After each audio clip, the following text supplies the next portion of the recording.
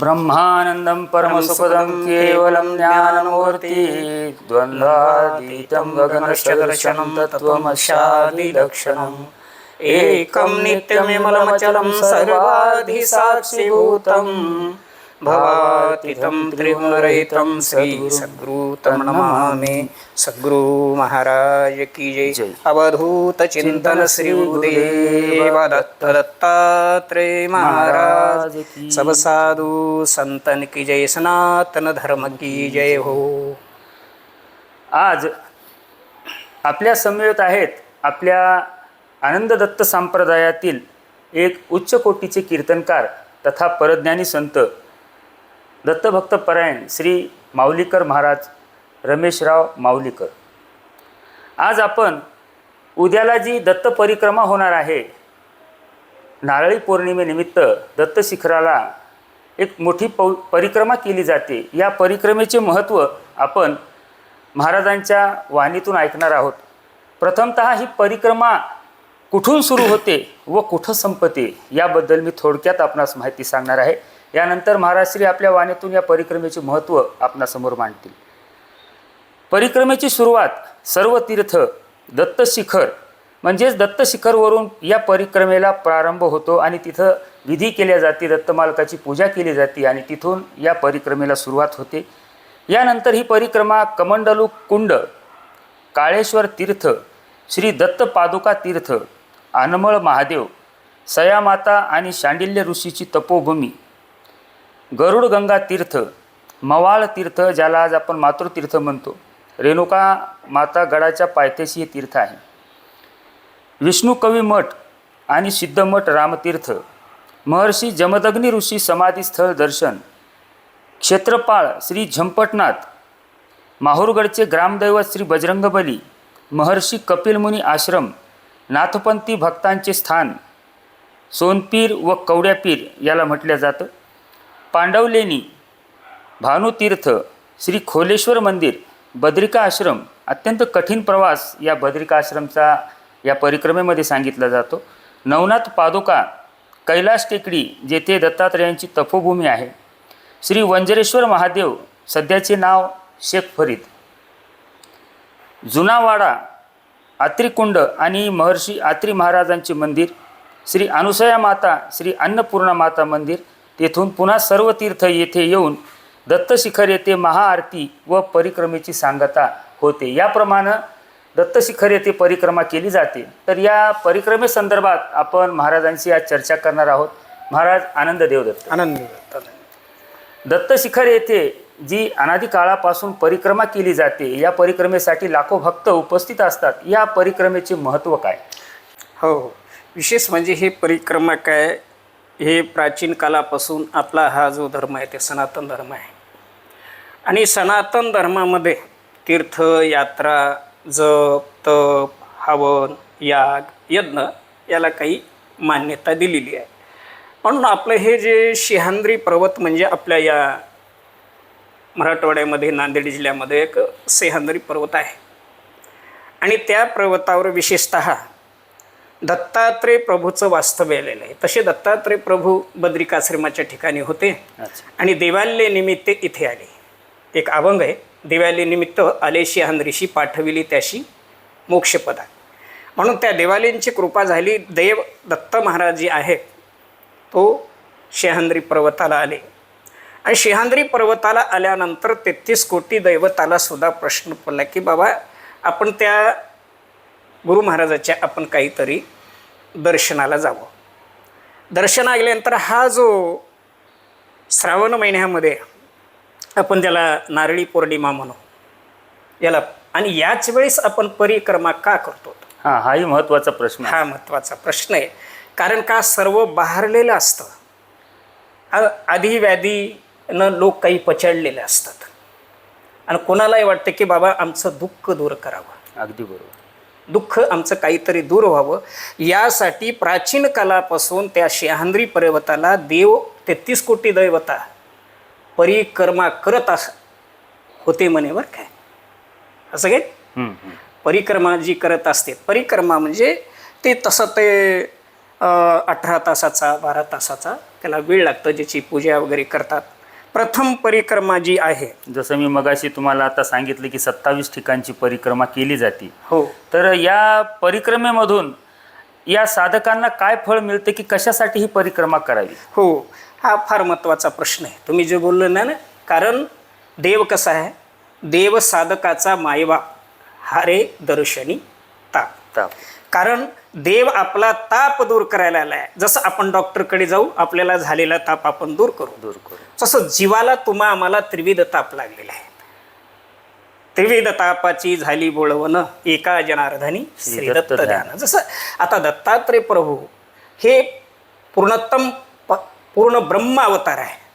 पूर्ण ब्रह्म मुसावले तेही दत्तात्रय नाम होतिले, जयाच्या अवलोकन मात्र तरले जीव कोट्यानं कोटी. कारण परिक्रमा ही फार महत्त्वाची आहे. तुम्ही जे प्रश्न विचारला तर परिक्रमाचे महत्त्व काय आणि त्याची फल तुमच्या आमच्या पदरात काय पडतं. प्रत्येक फलाशिवाय नाही, कोणतंही काम करतो तर एखादी आपण झाड लावतो, झाड लावल्यानंतर त्याला आपण फळाची अपेक्षा करतो. अगदी बरोबर आहे ना.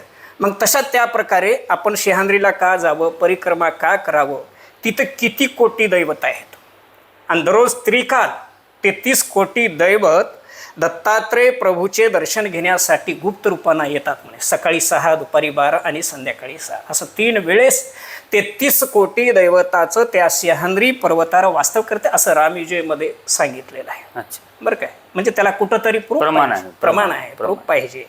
आता नाहीतर प्रूफ नसेल तर बोलण्याला सुद्धा, की जसं आपल्या सिद्धांती ग्रंथामध्येही अनेक प्रमाणे आहेत, तसेच प्रमाणे या दत्तप्रभूंबद्दल वेदांतीमध्ये सुद्धा रामविजय ग्रंथामध्ये श्रीधर स्वामी सांगितलेलं आहे. बरं का, हा महत्वाचा प्रश्न आहे. मग आता सिंहाद्री पर्वतावर परिक्रमा 33 कोटी दैवता करत होते आणि तिथं अनेक दैवता आलेले आहेत. तिथं नाथपंथी आलेले आहेत, तिथं महानुभावपंथी आलेले आहेत, तिथं महादेवजी आलेले आहेत, तिथे कैलाश टेकडी सुंदर आहे. हो, आणि त्या कैलाश टेकडीवरती आहे ना महादेवाने उपासना केलेली आहे म्हणे कितीतरी वर्ष. प्रभूंनी देखील उपासना केलेली आहे आणि महादेवजींनी केलेले आहेत, विष्णू परमात्म्याने केलेले आहेत, नवनाथाने केलेले आहेत. प्रत्येक देवाचं पाद स्पर्श त्या पवित्र भूमीला झालेला आहे. बाकी कुठं झाले असतील ना, तपोभूमी म्हणून सह्याद्रीवरती ती ओळखली जाते. परिक्रमेमधील हे महत्वाचं स्थान मानलं जातं. महत्वाचं स्थान म्हणजे कैलाश टेकडी आहे. सयामाय म्हणजे अनुसयाची माय बहीण होते ना, सयामाय, दोघी बहिणी होत्या. कारण का ती ब्रह्मचारी होत्या आणि अनुसया माता ही गृहस्थाश्रमी होती. तर महाराज, या परिक्रमेची सुरुवात कशी व कशा पद्धतीनं होते आणि ही परिक्रमा कशा पद्धतीनं पूर्ण केली जाते? ही परिक्रमा हे महान साधू संतापासूनच चालत आलेलं आहे. प्रथम आता ज्याला जगाचे आपण विश्वाचे आपण गुरु मानू, त्या सिंहाद्री पर्वतावर एक महंत असतात, मुख्य राजे. महंत म्हणजे आता विश्वाचे राजे म्हटलं तर त्याच्यात काही वावगं. जसं आज महंत म्हणजे परमपूज्य महंत डॉक्टर श्री धनेश्वरजी भारती महाराज मालक हे आज या गादीवरचे महंत झाले. अगदी बरोबर. तर तिथून या परिक्रमेला सुरुवात होते, महंताच्या हस्ते या परिक्रमेचं पूजन करून. हो, तर पुढे ही परिक्रमा कशा पद्धतीनं पूर्ण केली जाते, यासोबत कोण कोण असतात?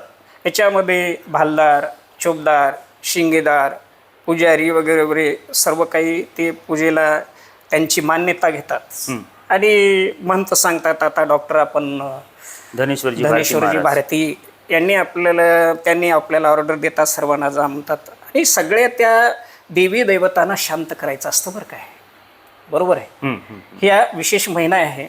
जसं काही कोकणातले लोक समुद्रात नारळ वगैरे सोडून माश्या मारण्यासाठी त्यांनी धाव घेतात, तसा त्या प्रकारे या देवी दैवताचा कोप होऊ नये सृष्टीवर.